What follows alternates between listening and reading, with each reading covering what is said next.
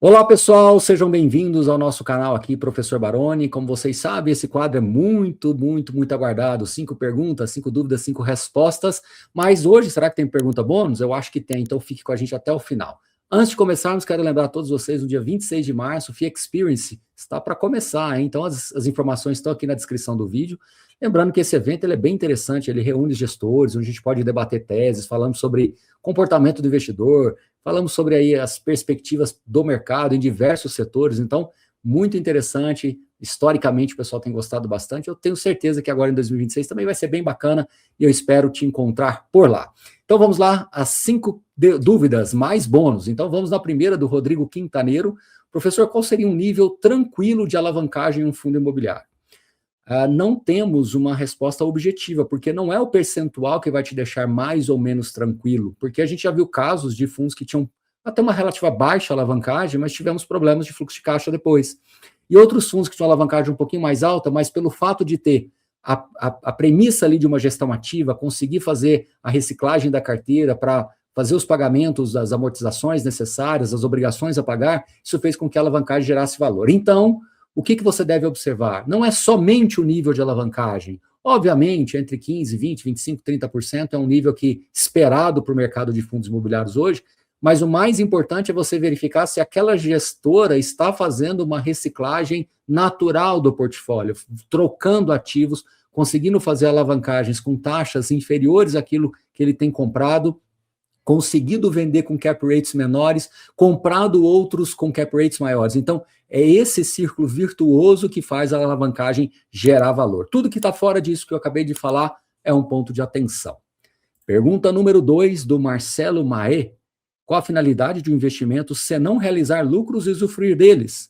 Percebo que a maioria dos investidores são apenas acumuladores que vão viver olhando números da sua conta e morrer deixando tudo para trás sem usar o dinheiro. Pergunta interessante que tem a ver um pouco com comportamento. Inclusive, quem não viu, acompanha aí o quadro Finanças Comportamentais. A gente tem falado cada vez mais sobre isso. Vou pedir também para o Caio deixar aqui um cardzinho para que vocês possam acessar o último programa, que foi bem bacana. O que eu quero dizer para você, Marcelo, e para todo mundo que nos acompanha, é que a gente tem que saber balancear isso. A gente acumula patrimônio e a gente usufrui desse patrimônio e depois a gente deixa para, potencialmente, os nossos herdeiros. Então, são 3 grandes fases de acumulação, de fruição e de transferência, né, de você transferir isso para alguém. Obviamente, algumas pessoas podem optar por não ter essa transferência, por não ter essa mudança aí de propriedade no futuro. Daí sim, você pode fazer um planejamento aí de fazer algo maior do que isso, ou você usufruir mais, né, ou você doar isso, enfim, tem várias alternativas que o investidor pode seguir. Mas o mais importante é você saber que existem as 3 grandes fases do investimento e do investidor, né?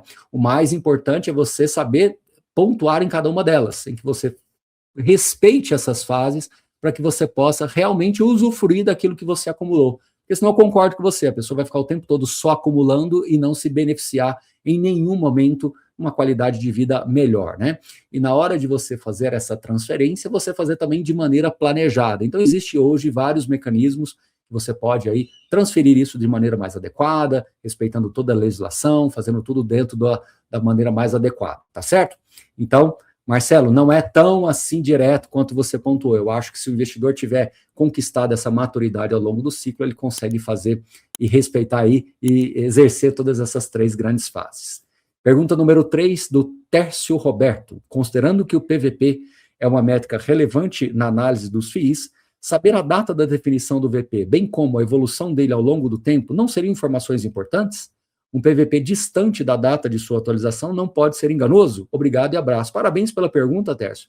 Excluindo fundos de papel e FOFs e hedge funds que têm uma marcação um pouco mais ágil, de fato, nos fundos de tijolos, você pode ter uma defasagem e aquilo que você está comprando com ágil pode virar um desconto e aquilo que você está comprando com desconto pode virar um ágil. Então, é muito importante realmente você ter essa dimensão. Agora, é claro que quanto maior o portfólio, quanto maior for o fundo, menor essa amplitude, essa variação normalmente do valor patrimonial. Então, aí depende muito de que tipo de fundo que você está procurando. Se você tem fundos menores, em que uma vacância tende a impactar muito a reavaliação patrimonial ou a ocupação, né? Ou que você vai ter ali um desinvestimento em algum momento, ou um investimento em outro momento, isso tende a ter uma amplitude maior de valorização, de impacto no VP. Quando você tem um fundo já bastante maduro, o impacto no VP tende a ser com uma amplitude menor, tá bom? Agora, Baroni, como eu posso ter esse controle? Olhando um pouquinho do histórico, ajuda? Sim, ajuda. Só que nós temos que lembrar que alguns dos fundos hoje, que são grandes, tem aí 4, 5, 6 bilhões em patrimônio, talvez há 5 anos atrás ele não tinha nem 1 bilhão. Então, essas reavaliações patrimoniais históricas, elas talvez não vão dizer muita coisa. O patrimônio mudou muito ao longo do tempo, tá certo? Então, em outras palavras, verifique o tamanho do fundo e a amplitude para que você possa se posicionar de maneira mais adequada. Pergunta número 4. Giovanni Rodrigues. Tem como os cotistas fazer uma petição para que a gestora possa investir em imóveis no exterior? Exemplo, Paraguai pode começar a bombar daqui para frente, creio que seria bom ter algum imóvel no portfólio e seria mais sensato investir através dos FIIs do que o próprio correr o risco comprando pessoalmente. Uma pergunta interessante, mas até onde eu tenho aqui de informação é vedado por lei, né? Investir fora do país. Então, os fundos imobiliários não podem acessar imóveis fora do país. Então, ainda que seja uma vontade do cotista, é vedado por lei fazer isso. Então, realmente, Giovanni, você teria que buscar instrumentos locais, você teria que buscar, eventualmente, fundos imobiliários ou ativos imobiliários nos outros países que, eventualmente, você queira fazer, sempre respeitando a legislação de envio de capital, recebimento de capital, né? Então, colocando isso sempre como uma premissa aqui para você. Mas um fundo imobiliário brasileiro comprando investimentos, comprando ativos internacionais, estrangeiros, né? É vedado por lei, tá bom, Giovanni? Pergunta número 5. Acredita que a manutenção, Lucas Jefferson, né? Acredita que a manutenção no percentual lucro nos fundos de tijolos vão fazer eles se tornarem mais populares do que os fundos de papéis? Excelente pergunta. Olha, Lucas, a tendência é que sim. Tá? Eu acho que hoje, né, o IFIX era quase nada há 15 anos atrás, bem assim, menos de 5%, hoje é praticamente 40% do IFIX. Mas se nós olharmos no longuíssimo prazo, olhando daqui para frente, se nós entendermos que os fundos imobiliários de tijolos mais populares, né, como você mesmo colocou, vão ficando cada vez mais robustos, cada vez mais intensificando a sua gestão ativa, gerando esse lucro recorrente, esse lucro não recorrente de maneira recorrente, ou seja, o lucro extraordinário passar a fazer algo do DNA, ali, fazer parte do DNA do fundo. Pode ser que os fundos imobiliários de tijolos voltem a ficar cada vez mais populares em relação aos papéis. E isso, no longo prazo, não me surpreenderia, né? No mercado americano, que é o mercado mais maduro, os fundos de renda, eles são mais populares do que os fundos de mortgage, né? Que são os fundos lá de financiamento imobiliário.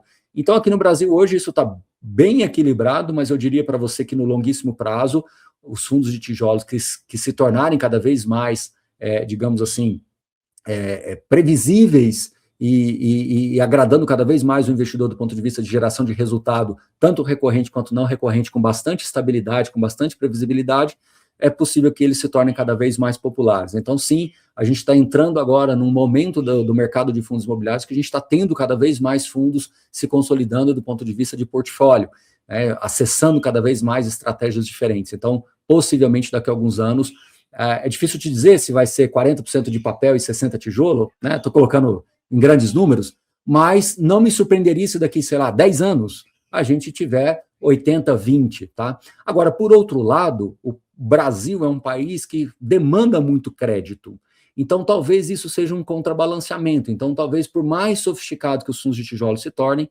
talvez um fundo de papel vai continuar tendo essa necessidade, justamente porque o país ele demanda bastante crédito. Então, vamos aguardar as cenas dos próximos capítulos. Pergunta bônus, será que tem? Tem pergunta bônus do Luiz Alberto Ozes. Em média, qual seria o dividend yield de uma carteira saudável na perpetuidade? Que pergunta bacana. E eu vou te dizer, Luiz, não tem resposta.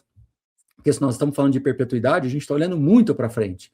Então, já teve momentos que uma carteira com um dividend yield aí de 7,5%, 8% ao ano era excelente. Hoje, dado que algumas rendas subiram e algumas cotas caíram justamente por causa dos juros altos, normal hoje você ter uma carteira na média de 10% a 11% de dividend yield estabilizado. Agora, o que eu queria sugerir para você é que você ficasse cada vez mais focado, quando se trata de perpetuidade, você ficasse cada vez mais focado na capacidade daquela renda ser harmônica ao longo do tempo. Ou seja, quanto menor a amplitude de variação desses rendimentos, mais interessante essa carteira na perpetuidade. Quanto menos susto você tiver pelo caminho, melhor. Quanto mais previsibilidade você tiver, melhor. Então, quanto mais você conseguir ter uma carteira em que você tem um dividend yield mais previsível, acho que isso combina mais com aquilo que é uma carteira de perpetuidade, uma carteira que foca realmente numa aposentadoria, e você ter isso como uma carteira aí mais definitiva dentro de um desenho. Lembrando sempre que você tem que fazer os seus acompanhamentos, mas eu acho que talvez você não focar muito no dividend yield, mas focar mais na capacidade daquele dividend yield se manter estável, talvez seja um caminho mais interessante para você pensar, tá bom? E é isso, turma. Mais uma vez quero convidar todos vocês, FIA Experience 2026, no dia 26 de março, em São Paulo. Muita gente, né? Vamos ter um público bem bacana lá. E quem quiser ter mais informações, pode acessar aqui, que o Caio sempre deixa aqui na descrição do vídeo. E também quem quiser mandar perguntas para os próximos vídeos, também deixa aqui nos comentários. A gente sempre coloca também nas redes sociais, tá joia? No mais, um grande abraço a todos vocês e até a próxima e valeu!